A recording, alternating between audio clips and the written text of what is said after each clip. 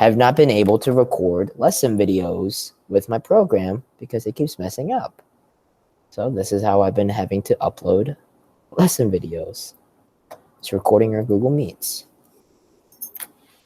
Okay, so remember, progress report grades are finalizing tomorrow. So make sure you're turning in stuff, especially your major tests. What else? We're not meeting tomorrow, so just use that time, catch up in your other classes. So I think everyone that is attending this class right now has been doing a great job of keeping up with assignments. So keep it up. What else? Is there any other big announcement? I think that's it. I think that is it. Okay. So I want everyone to take a look at this quote from the play. Love looks not with the eyes, but with the mind. Right? Love looks not with the eyes, but with the mind. Okay? We've been constantly talking about this quote. It was even on your 3-week test, right? Anyone know what this quote is trying to say in your own words? Anyone remember?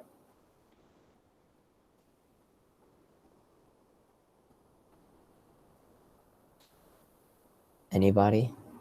I know a couple of people in here on the test got 100, so you definitely got this question right. Anybody know what this quote means? Love looks not with the eyes, but with the mind. Ow. Love doesn't look with the eyes, but it looks with the mind. Anybody? Man. Y'all just not feeling it this morning? This is what's happening. Going once. Going twice. 3 times. Okay. So this quote is saying, love doesn't take place with what we see. It's, what's inside our mind, our brain, right? That's Shakespeare's supposed claim when it comes to love, right? That love is found deeper within. But what we're going to do for today's lesson is we're going to take a scientific approach to love and how love sort of affects our mind, affects our body, and how our body responds to love, right? Because there are symptoms and signs of someone being in love, and is going to help us shape how the brain and our body experience the feeling of love. Okay, so we are going to take a scientific approach today.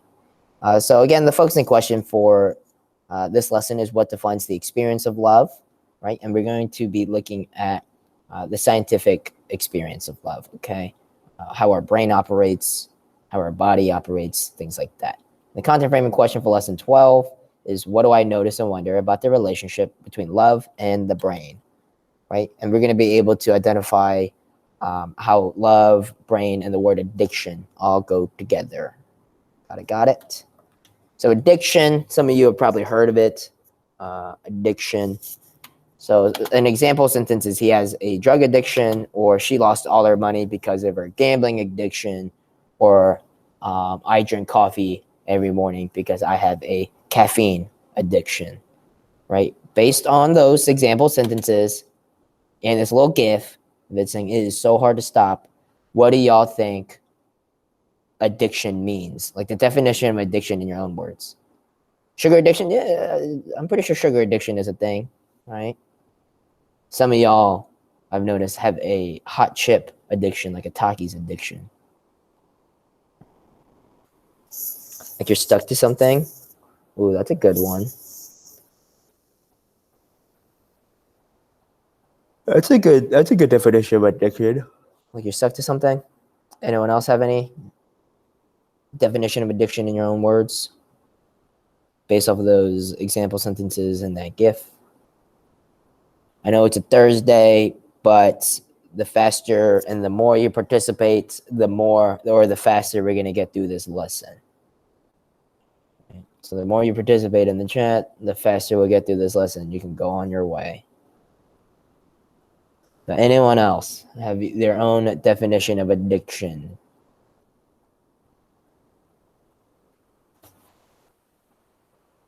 I can sit here all day.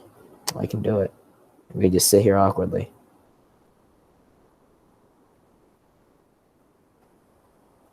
Nobody else? Nobody else? Mm. The scientific definition of addiction is a strong and harmful need to regularly have something or to do something, right? Or an unusually great interest in something or a need to do or have something, right? So I want y'all to look at that scientific definition, the first one.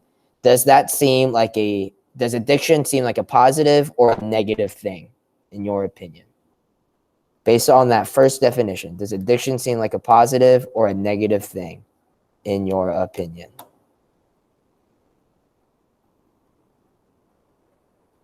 Leon, Daniela, you say negative. What about everyone else? We can't just have two people typing into the chat. Plus, this is like the easiest question I've ever asked. Does addiction seem like a positive or a negative thing?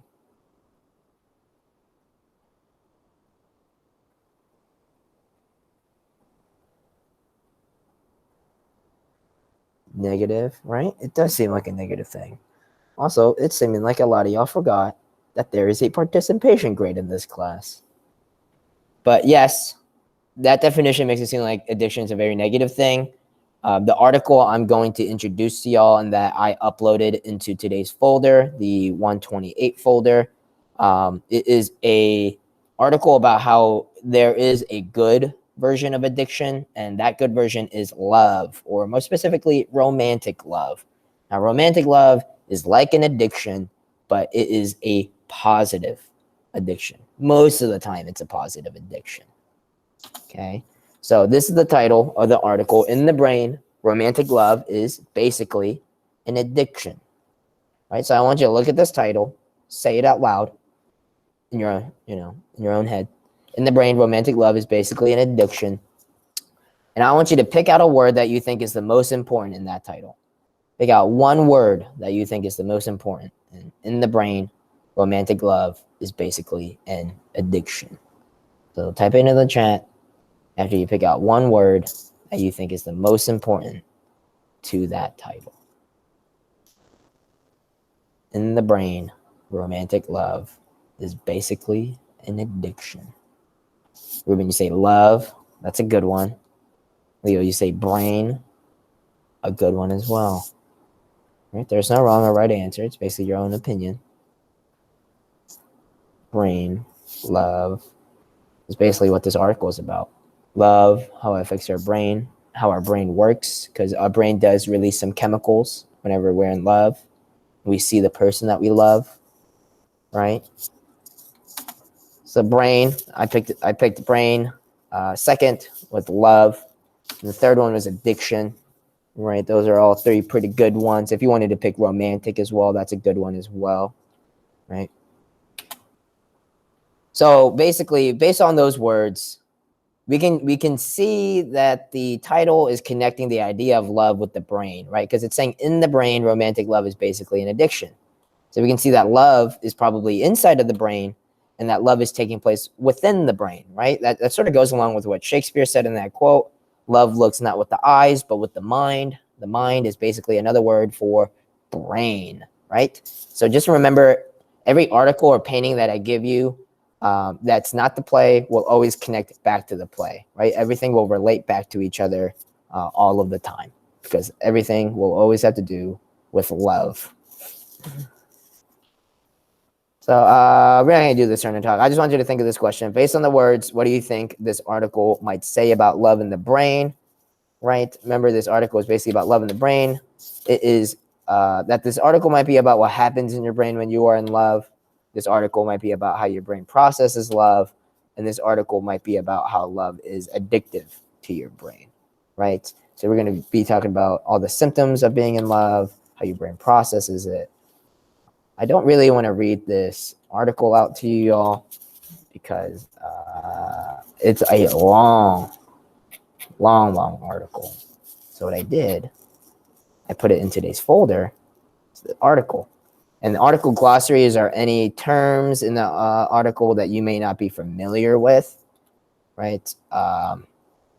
It is a very scientific article. The author uses a lot of scientific words, a lot of academic vocabulary. So it is a tougher read than what we're used to, but this article I think is very good. Just a heads up, they do talk about alcohol and drugs and how that's addictive as well, but it's mainly about how love is also addictive. Okay, so I am basically going to just read a little tiny bit of the article for y'all, especially let's focusing on the first two paragraphs, right? So the first paragraph is really short. I'll just read that. It says, if at first the idea is not absurd, then there's no hope for it. Albert Einstein reportedly said, I'd like to broaden the definition of addiction and also retire the scientific idea that all addictions are pathological and harmful. Hopefully y'all remember that essay that we wrote in the last semester or the last 9 weeks, right? That explanatory essay. And I had y'all write a thesis statement. Remember, thesis statement is basically another way of saying what your essay is about, or what you're arguing for, right? Because at the end of this 9 weeks, y'all are going to write another essay. It's going to be an argument essay. So you're going to have to write another thesis statement. So we're going to have a lot of practice with that. But this right here is the author's thesis statement in her article, right? She says, I'd like to broaden the definition of addiction. So make the definition of addiction include a lot more things, and also retire the idea that all addictions are bad and harmful to people, right? Because she's talking about how there is a positive addiction out there, okay? So in the first two paragraphs, that's basically what she's doing. I just put that, I noticed that Helen Fisher, who is the author, wants to make the definition of addiction bigger. I also noticed that the addiction, or the idea of addiction, is mostly a negative, but this article is basically about how one specific addiction, which is love, can be a positive. Okay. Then for the whole article, I'm just going to go through the main points in the whole article. I do want y'all after this class to go and read this article. It's only 3 pages. It's not that long. Only problem y'all may have with it is some of the vocabulary. Okay. So what are some of the this is also another thesis statement. She says, I shall propose that love addiction is just as real as any other addiction in terms of its behavior patterns and brain mechanisms. Moreover, it is a positive addiction, right? Love is affects our brain the same way as any other addiction does, like drugs, alcohol, gambling, food, things like that. But it is more often than not a positive addiction compared to the other things, okay? Then she talks about how love, or the evidence of romantic love, and romantic love is just another way of saying like a relationship, because love does have a lot of different things. Like you could love your pets, you can love your parents, you can love your friends, but the type of love that they're talking about is a romantic love, like relationships, like a boyfriend, girlfriend, right? So you're saying that love has been around for 200 societies, ranging over thousands of years, and she goes into how even the cavemen in the beginning showed signs of love as well, and that love, or human romantic love, also known as passionate love or being in love, is regularly regarded as human universal. Do y'all remember one of the first lessons I introduced that word to y'all, universal? Anyone remember what it means? Anybody remember what the word universal means?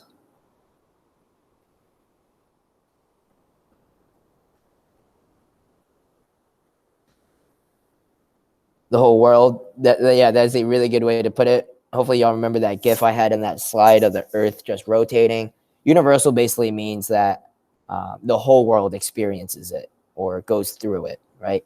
So she's basically saying human romantic love is considered, or should be considered, as a thing that every person on this world goes through, right? Because I also believe that everyone on earth either experiences love or goes through love once in their life, right?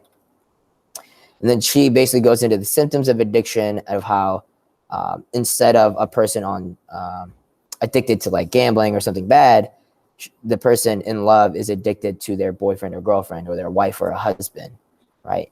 And how they start thinking about them obsessively. They constantly want to talk to them, be with them, and that's sort of how they start the addiction, right? And then it goes into how they're dependent on them. They're willing to risk and sacrifice themselves even for them, right? And then they go through the same processes as someone with the basic traits of addiction, like craving, tolerance, withdrawal, and relapse, right? They go through someone in love goes through the same processes of addiction that someone with like other stuff that you can get addicted to as well. They show the exact same things. And then if the relationship ends, they go through the same, what's it called? Experiences of like drug withdrawal. So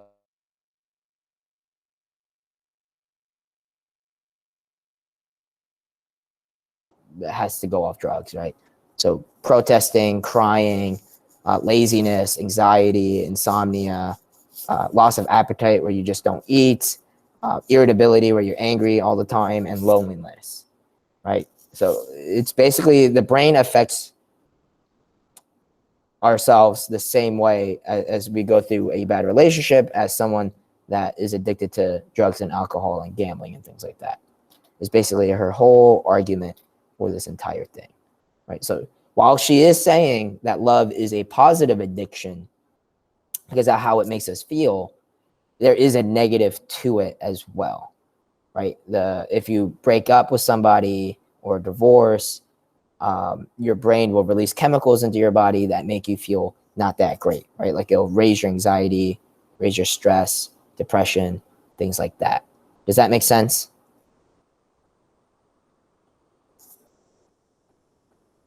And the positive of love being an addiction is that while you are with somebody that you love, like maybe in the same room as them, your brain will release serotonin and dopamine into your body, which is a chemical that makes you feel the emotion of being happy and joy, right? So while sometimes your brain releases chemicals that make you feel bad, a lot of the times it does release chemicals that make you feel good, right? That's where we get a lot of our emotions from. Your brain tells you to feel those things by releasing some chemicals into your body. Okay, so that's the positive of love being an addiction. I know I'm basically just going through this article very quickly. I don't want to read the whole article to y'all. I want you to read it at your own free time. But what you will notice whenever you read these articles, I want you to take notice of every time Helen Fisher says romantic love. So I basically said, I noticed Fisher says romantic love is a positive and natural addiction. Then I said, I noticed that romantic love is considered to be supernatural by some people, like it's magic. And in the play that we're reading, love is considered magic, especially because of the flower.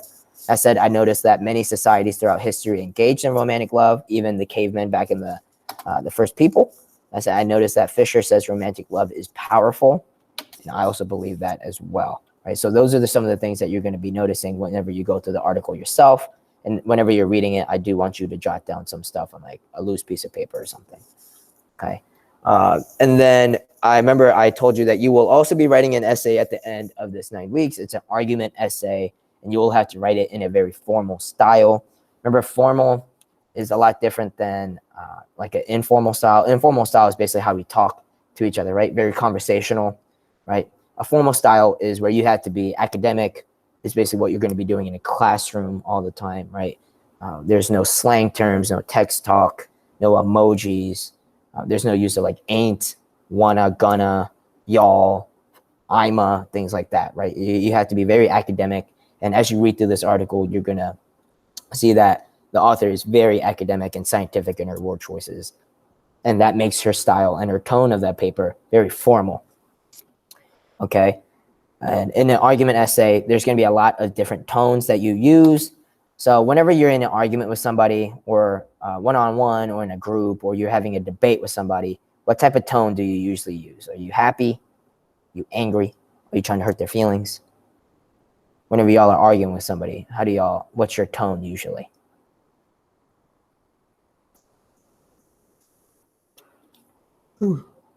Anybody, whenever you're arguing with somebody, are you nice about it? You say angry. I get angry. Irritated, that's a good one too.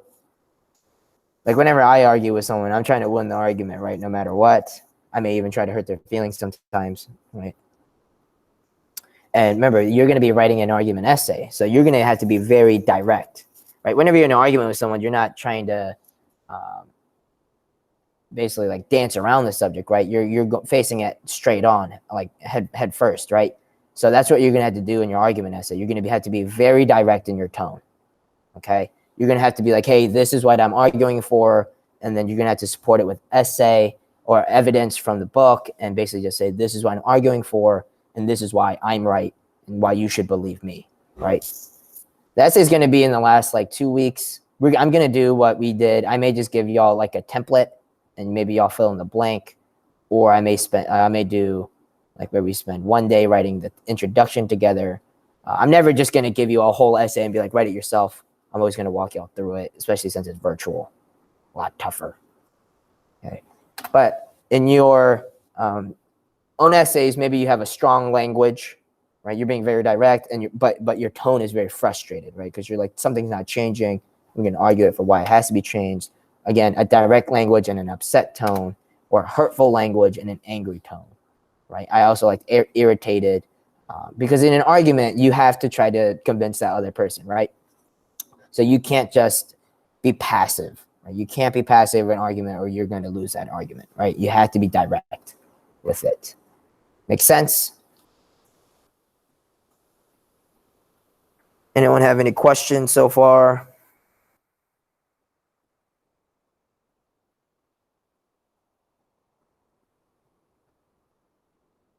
Will y'all read the article today? Can I trust you to read the article today? Yes or no? Can I trust y'all to read the article today? Because some of y'all said you were going to watch the YouTube video yesterday of the like 2 days ago, and that view count is at 1. So someone's lying here.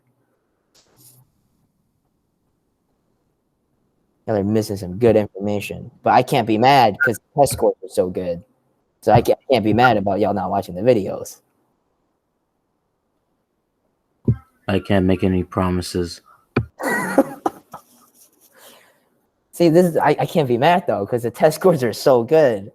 So, so I guess I can't just be like, "Well, it's the video. Your test scores are gonna be low," because the test scores are so good, and I know y'all aren't watching the videos. So I don't know, but I'm not focused on that. What we're going to do now is I need y'all to take the test if you haven't already, and I need y'all to turn in assignments for your other classes because I don't want anyone failing the first progress report. Anthony, this test. Where is it? Course homepage. The 3-week test, the major grade, the one labeled major grade.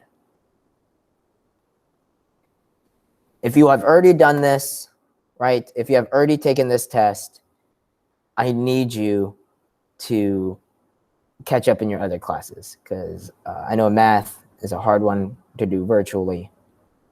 So math, I know a lot of you have Miss Goodley, and my room is right next to her, so I can check if you're doing your work or not. Okay, so make sure that everyone here is going to pass their progress report, their first progress report of the new 9 weeks. Okay, is everyone going to pass every class? Math is difficult. Okay. Then y'all are free to go if you don't have any questions. Proud of y'all. Remember, we're not meeting tomorrow, so don't show up to the live class. Proud of y'all. Have a good weekend. It's not looking good right now. Anthony, you're killing me. Oh my God, Anthony, you're killing me. Oh my God. Have a great day, everyone. Have a good weekend. Get your math grades up.